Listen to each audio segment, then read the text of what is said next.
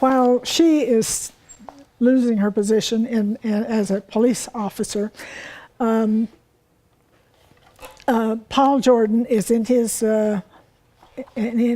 doctor's office with a patient, and that patient just happens to be Hal Montgomery. The telephone is ringing in the outside office, and Paul curses under his breath and says, "Where the hell is Tilly?"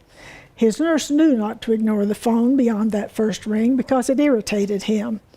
He took the tongue depressor from the mouth of his young friend and patient, Hal Montgomery, and waited to see if the ringing would stop. It didn't. "Damn," he said. He threw the stick into the wastebasket, which seemed to have the effect of lifting the receiver off its cradle. Hal grinned as the doctor relaxed and reached for a new tongue depressor.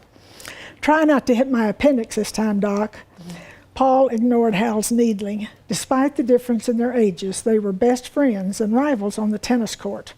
On weekends, after exchanging wins and losses, Hal would drop by for lunch at the Jordan home, and Paul's wife, Kit, would sit with them to hear the replay of their game.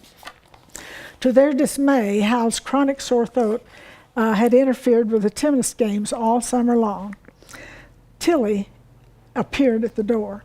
"Some lady from Chicago wants to talk to you." "I'm busy," Paul said.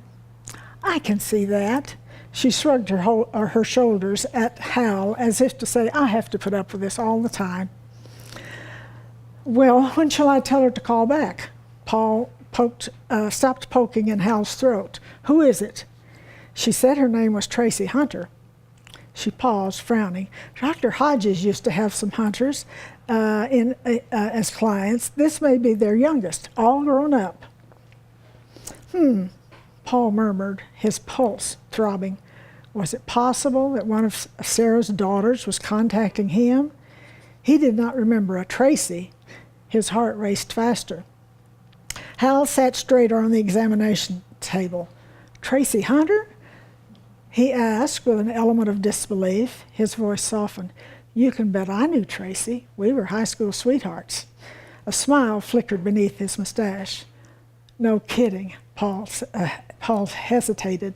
That meant she was now in her 30s and could be the baby he delivered to Sarah Hunter that many years ago. He turned away to clear his throat. "When shall I tell her to call you?" Tilly asked. "After 6. Tilly uttered a disapproving "huh" and went back to the office. "She hates missing out on long-distance calls. We don't get that many," Paul said. "Open your mouth." He pushed a new tongue depressor into the back of his patient's throat, and Hal responded with a choking sputter.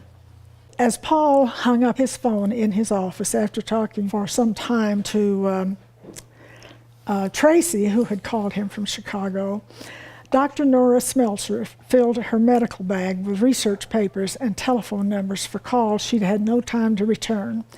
The day had been hectic, and she had had no time to comb the long strings of red hair back into the bun on her neck. Her rosy complexion needed no makeup to complement her wide, inquisitive eyes that engendered trust in her patients. She was too thin, she worked too many hours, and she worried too much on her time off. Alone in the office after closing hours, she began to worry about her safety, wishing she had followed her employer's advice and left the clinic with them. But she'd had to meet with a late patient whom she couldn't ask to reschedule. Women who came to her clinic were often in desperate circumstances, and Nora never considered delaying a diagnosis or medicine. Even those who were not seriously ill needed to be reassured that they were not pregnant or that they did not have a sexually transmitted disease. Many of them needed information about contraceptives, like this last patient who already had 4 children. The telephone rang, sending chills through Nora's body, and she debated whether to answer. As she lifted the receiver, heavy breathing swished through the phone. "Vitch, we told you to get out of town. It's too late now."